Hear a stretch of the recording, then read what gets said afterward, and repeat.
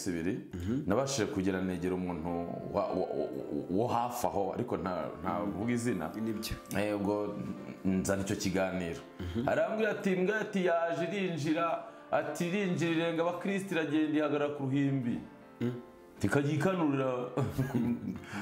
kagikanura nyine imbere abahabura basi ari ikibazo se ko tutari kuvuga nabi ko turi kuvuga ibyavuzwe kagikanura abashumba n'iki igakanura igahindukira igarera no muri bakristo hande twita muri korali abasiganirwa buriya twebwe turi korali abasiganirwa tumuze turebe imbere ariko hari amakuru negeze numva avuga yuko ngo hari umuntu uhafite ukuboko ushobora kuba atemera ubuhanuzi kubera yanga ko baza kumutunga agatoki cyangwa bakamubona simbizi ngaho bwera mvura rwose bajya bavuga ntabwo namuvuga ariko amakuru yose narayashyikiriye ntabwo twayita ukuri ariko narayashyikiriye reka tubivuge muri iri jambo wenda ariko ni umugani bisomye muri Bibiliya ariko n'umugani w'Abanyarwanda bavuga ngo iyo ku isoko bihumana iyo amazi yo ku isoko ahumana no mu migenda hanze hazaba imbwa n'abarozi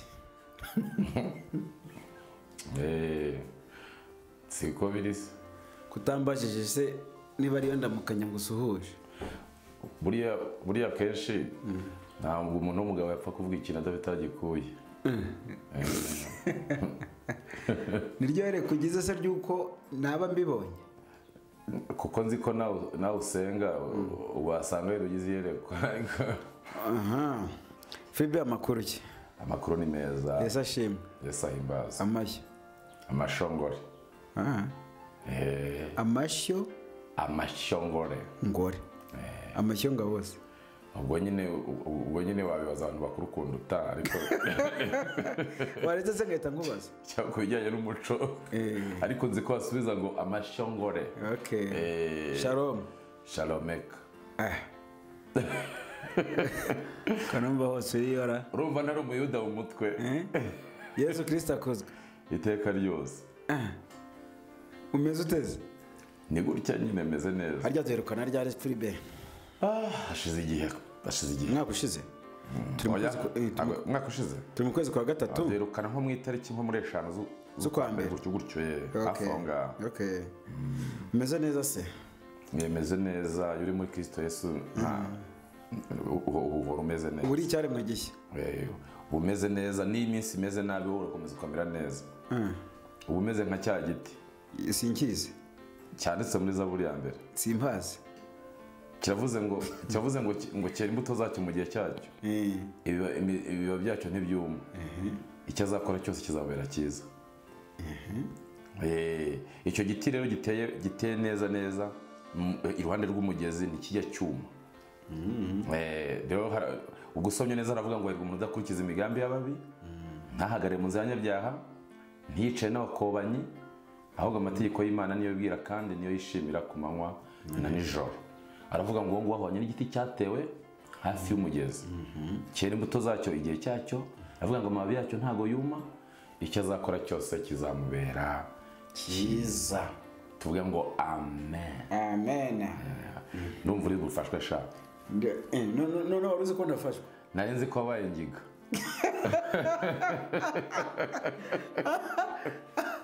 aze ko nabaye ingiga hari abantu heruka kera bari mu mwuka aho ugasanga babaye ingiga n'ingi nyine urumva igiti cyumye n'igiti kibisi ntabwo bari bimwe burya no kubyasa biratandukanye horoha ikihe horoha ikikiri kibisi ko cyo kikirimo amazi ariko iyo cyakamutse n'umuriro ugifata vuba ntabwo ndi ingiga sha urumva rero wowe rya toto ryo muri Zaburi ryakurimo ry'amakakama y'Imana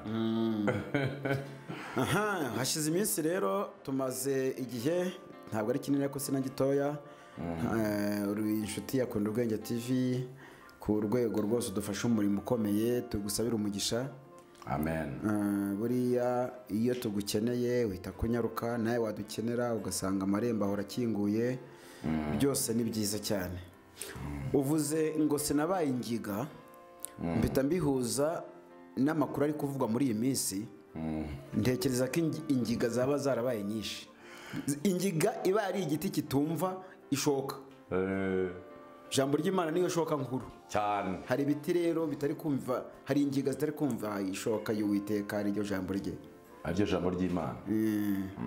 sinzi noneho niwibwira abadukurikiye kuko twahise twiyinjira dusa n'abaganiraho ariko kandi tunasuhuzanya, hari abantu batakuzi. Yego, ndabashuje mwese mu izina rya Yesu, nshuti bakunze bakunda Ubwenge TV, Imana y'amahoro ibaho umugisha mwinshi. Rero ntago ndi umushyitsi hano cyane, ahubwo ndi umusango. Ariko kubibwira ntacyo bitwaye kuko nzi ko Kunda Ubwenge TV igendwa umunsi ku munsi, haba hari abandi bantu bashya. Rero nitwa Niyomugabo Philibert. Okay. Nkaba nitabye Imana hano. Urakanga abantu. Oya? Abantu bamenye ko umuntu utabye Imana ari wa wundi byarangiye. Nta mupfu witaba Imana. Rwose. Ahubwo umuzima yitaba Imana. Akaza kumva ikimubwira. Akagishyira mu bikorwa.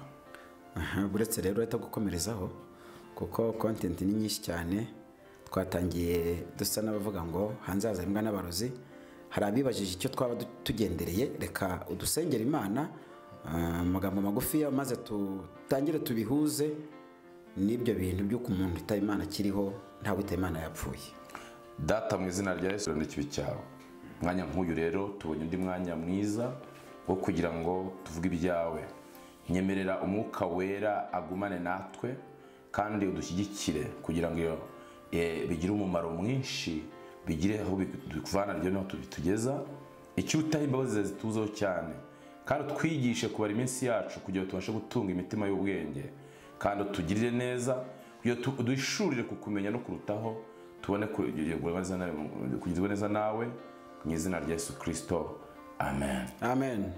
Urakoze cyane. Yego. Philibert, ubu tumaze iminsi twumva amakuru atandukanye ariko sinzi reka ne kugushyiramo hari igihe wowe utarayumvise amakuru y'imbwa yinjiye hano kuri ADPR, itorero rya Bweramvura. Ngimbwa yaraje irenga abadiyakoni, inyura ku mukiristo wa mbere, inyura ku wa kabiri, irakomeza igera imbere ngo noneho ngo igera ku ruhimbi, itangira kwitegereza abakozi b'Imana bimikishijwe amavuta.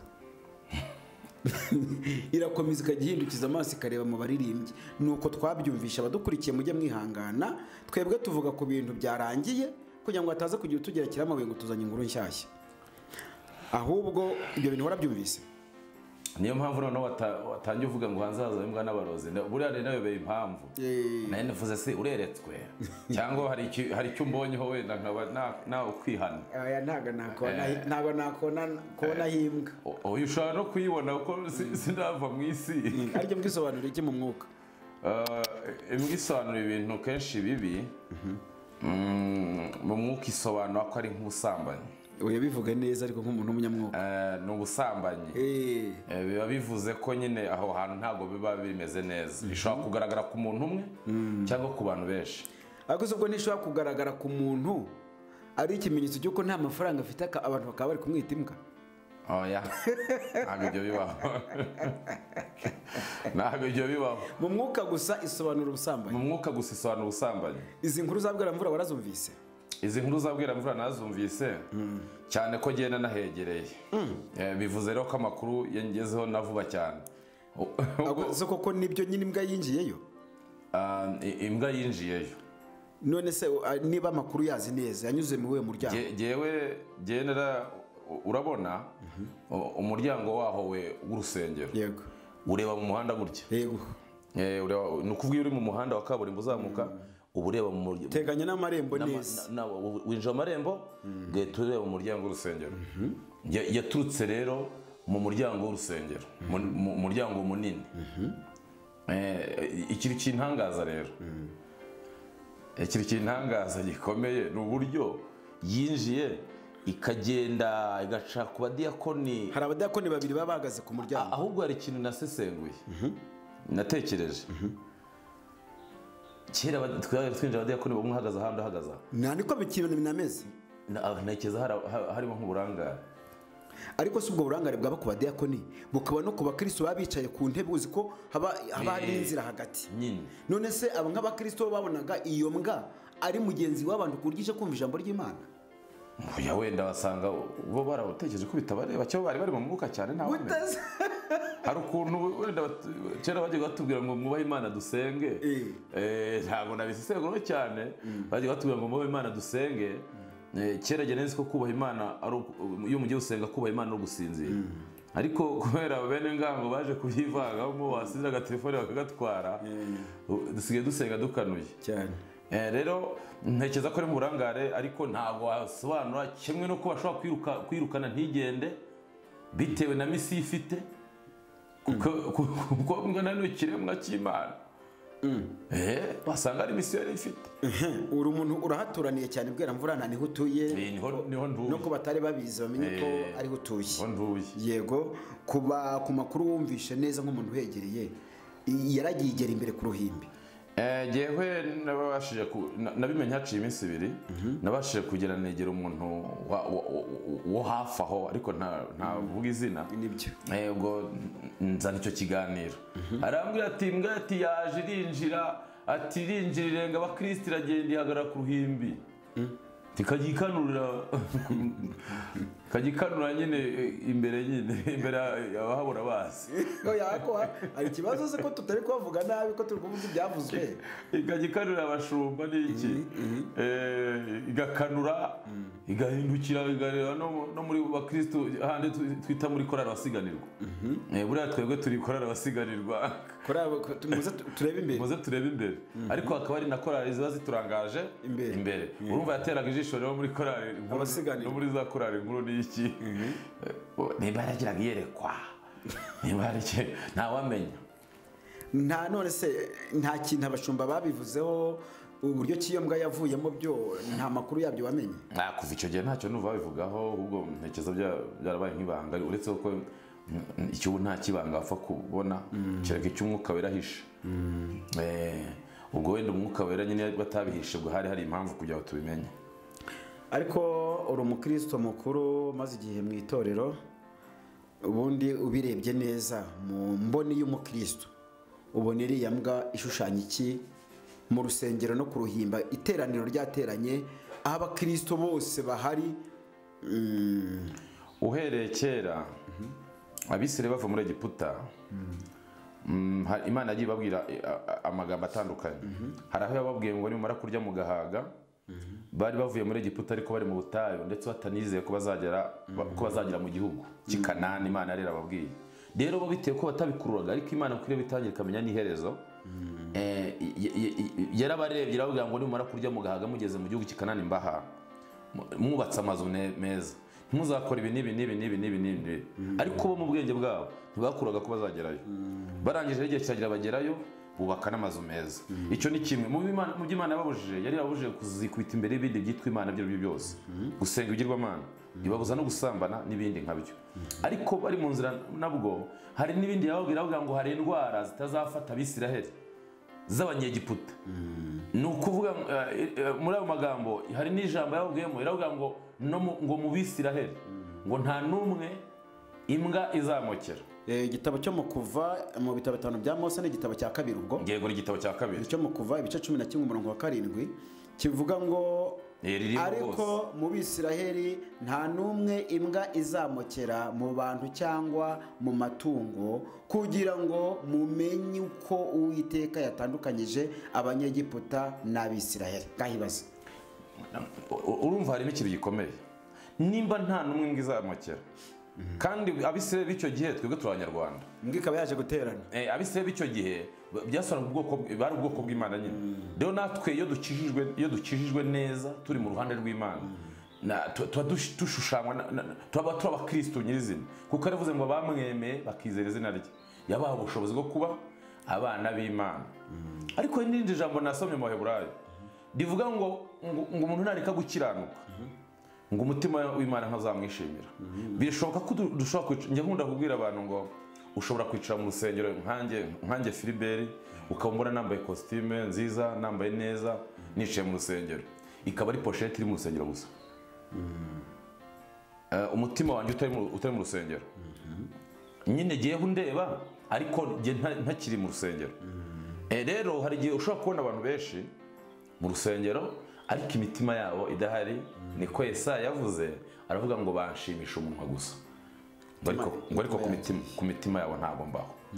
Rero icyo gihe iyo bigenze gutyo hari igihe ntabwo wabasha kubigenzuza umubiri n'amaso y'umubiri. Icyo gihe rero imbwa urumva ntishobora nubwo itamotse ariko igaragaza ikimenyetso ntishobora kuhagera. Hari ijambo Uwiteka yageza abwira Abisirayeli ngo nzagendera muri mwe mbe hagati muri mwe mbane namwe. None koko nuko imbwa niyo ije hagati y'amateraniro? Ni n'ubwa mbere nabyumvishe ngo kuva ADPR yabaho, nibwo bwa mbere nabyumvishe. Numvise ari nk'ishyano wenda nubwo abantu baba babivuga bakanaseka, ariko se birasekeje ibi bintu, birababaje cyane. Numvise bimbabaje mu mutima, numva hakeneye ikindi gicaniro cy'amasengesho.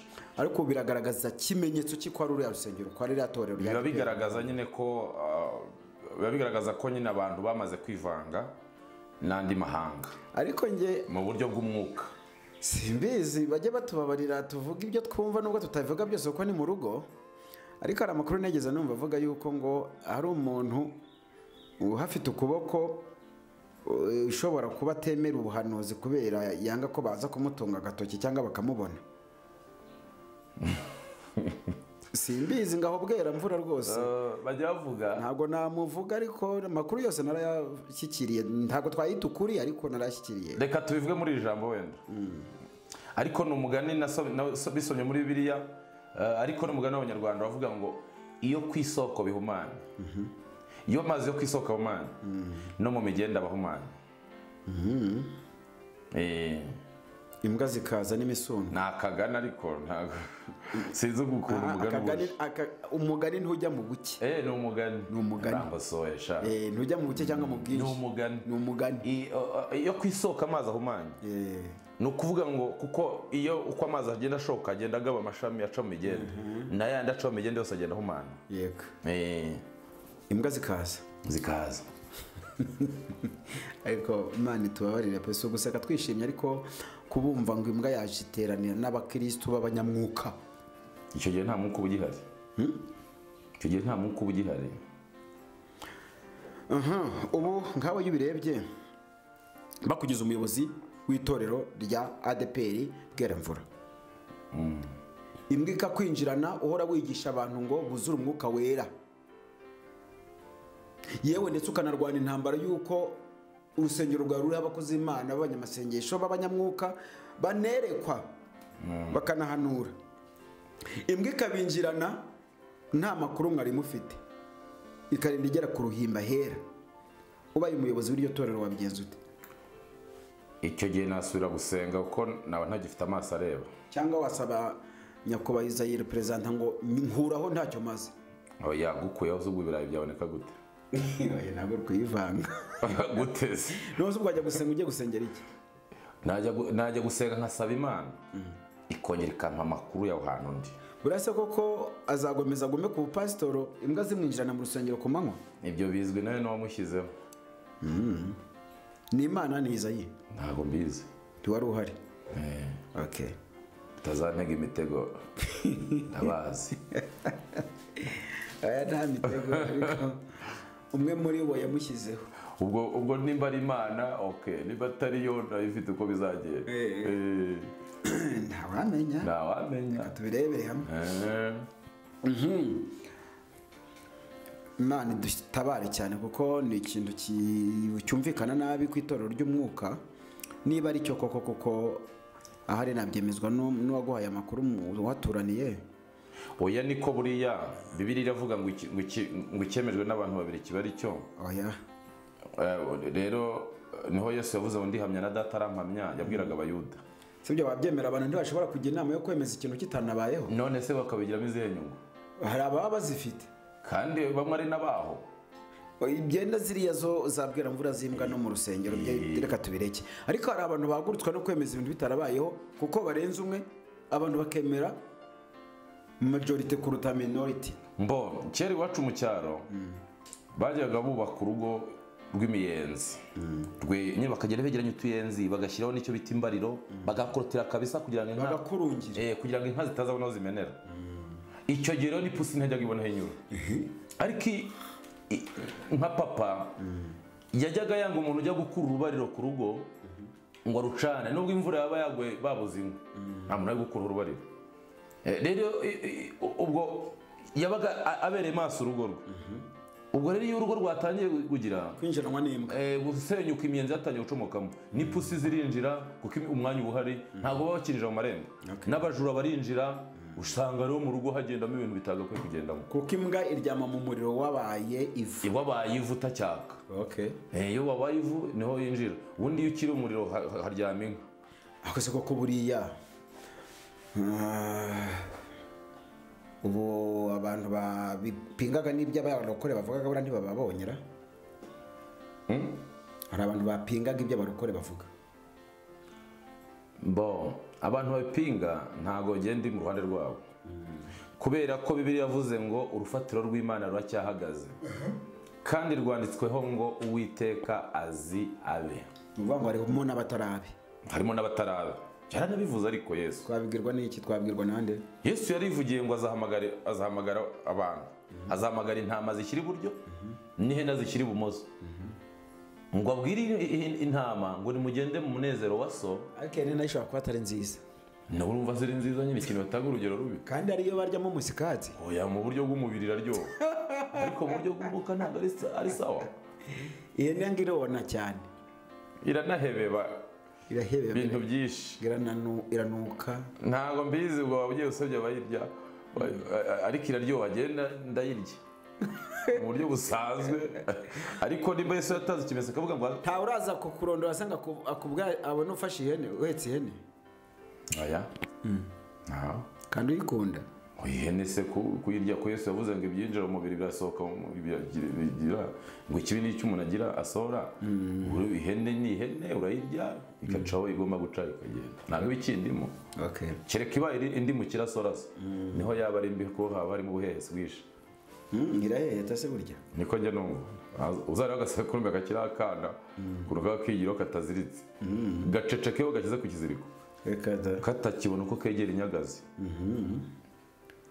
Ubwo ihene mu mwuka si nziza? Ntabwo ari nziza.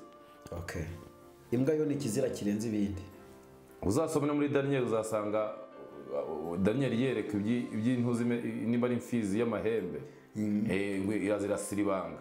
Urumva rero ni inyamahane, ihene ni inyamahane, ihene ishobora kuzanamo ibintu by'uburiganya n'ibiki, ni mbi cyane. Dusoza gute ibi bintu by'iyi mbwa yinjiye muri urusengero rwa Bweramvura?